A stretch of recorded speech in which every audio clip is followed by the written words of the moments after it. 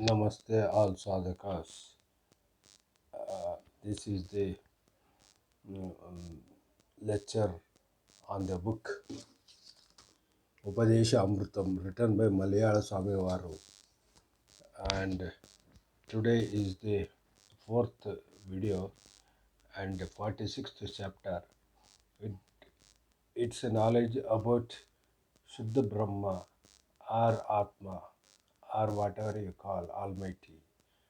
It the book does not tell mentions about any caste or creed or Hinduism, Muslims, or anything. It just purely deals with the self.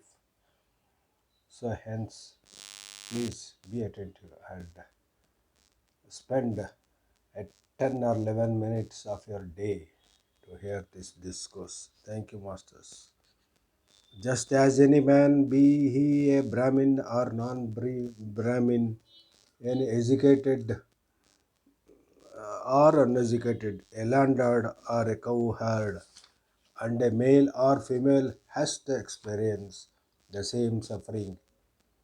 If there be severe disease or boil in the body, so too those who possess evil tendencies in their heart have to suffer from the reaction of the same, such as misery, shame, etc.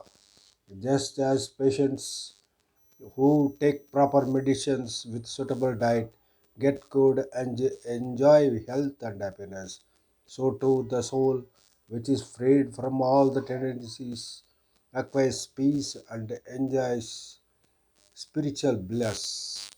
47th chapter. The sweetness of peace, sant, and the bitterness of anger can only be known by experience, but cannot be described. 40th chapter. The spiritual bliss caused by this tranquility of the mind and the misery caused by the restless mind running after these senses can only be known by experience and cannot be described. 49th chapter. Firmly believe that a total man, though as light as cotton, is really as strong as Meru, a mountain mentioned in the Puranas, but an untruthful person, be he as strong as Meru, is really as light as cotton. 19th chapter. 50th chapter. Listening to the knowledge of the Brahmin expounded in the scriptures with one ear, and hearing the cries of the anguish of the helpless with another ear, and trying to redress their grievances, seeing Brahmin face to face, always with one eye, and observing the sufferings of the poor with another eye, and trying to help them, acquiring earthly and heavenly prosperities with one hand, and distributing the same to the needy with another hand, and walking with one foot to the wise, for the acquisition of gnana and vijnana, and running with another foot to the jignasus, seekers after truth, for imparting the knowledge of Brahmin is the real japas. This is merely the religion of the Maharishis. This alone is the Sanatana Dharma. Don't forget this. 51st chapter. Even if the person who desires to learn some art or some work from another be a great man, and even if the person who has to instruct be very low, the person who learns must obey and act according to the behest of the tutor. Look here, this is just like the person be he an emperor or a Jagat Guru, bending or turning his head or face as per the instruction of the barber at the time of shaving. It is therefore necessary to act upon to the advice of the person for successful termination of the work, though the person happens to be even in a low status. 52nd chapter. Sadhakas who should be very careful in yoga practice, for this is just like a bending a dried up stick. The stick may be a brick, if it is hastily bent. If the same stick is being daily bent little by little, in a few days it can be bent around. If that stick be strong to bend at the beginning, oil may be applied to it, and then with application of heat, the stick can be got bent.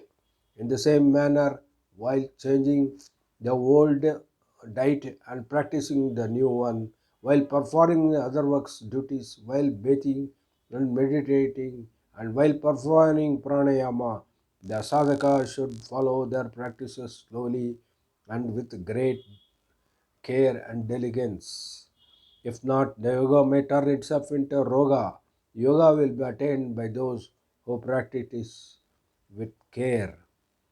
53 chapter. The suffering of the other beings give pleasure to the evil minded, but the happiness of the other beings alone will give joy to the kind hearted. It is a pleasure or sport for the kiratakas to hunt and kill animals, but there is no other pleasing work for good men than giving pleasure and happiness to all living beings.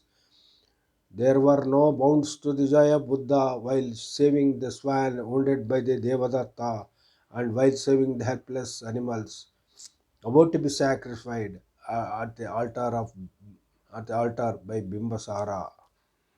54th chapter. Forget not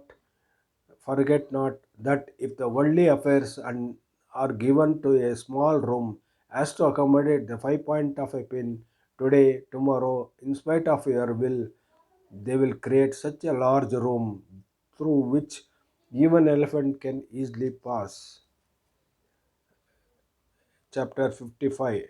The firmer you are in your sadhanas, the better it is for you. Foes can enter a fort which is not strong. Those who are not loose in their daily practice cannot cross the ocean of samsara like a person sailing in a leaky boat. 56th chapter. Those who desire to be ever conscious of their self should first of all give up idleness. Sadhaka should know at the outside that the path is immortality is only for the striving spiritual aspirants, but not for the idle, and then alone they should enter the field. If not, such idle sadhakas not only impede their own welfare and progress, but also create obstacles in the progress and welfare of the other really spiritual aspirants in the world. Chapter 57.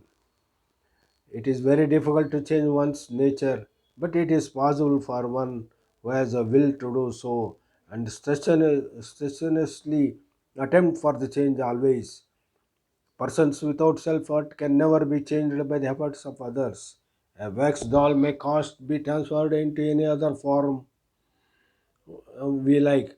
Changing one's nature is as difficult as melting and changing a metallic Lakshmi idol into an image of Narayana. One's nature does not easily change if serious efforts are not put forth. The former wax doll is a comparison to the highly developed nature, and the later metal doll is an example of the normal nature. Even the god Brahmin cannot change a person who has in no mind to be changed. This state may be compared to the a stone image which can never be changed in any other form than being broken to pieces. This is the worst nature. 58th chapter. Just as a postmaster directs the tapals and money orders relating to a person who leaves his native town or business to some other far off town, giving intimation to the postmark to the new address, so too man, either the good or the bad fruits you have to enjoy or reap in this birth according to your past force is sent to you by God. Whenever you are born, people are never doubtful about the good and untowards happenings without knowing this divine secret.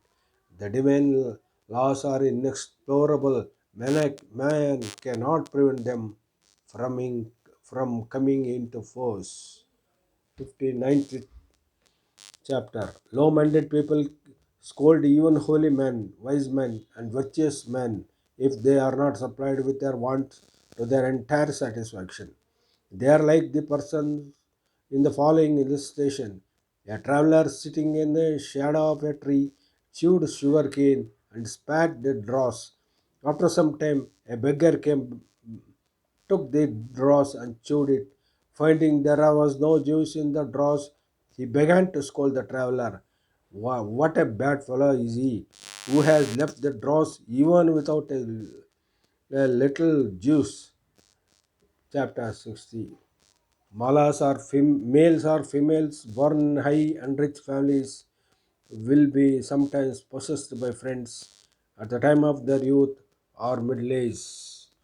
If the friends do not leave them by mere holy utterances, then the mantrikas resort to beating and scolding in objectionable language. In the same way, some spiritual teachers scold and even beat their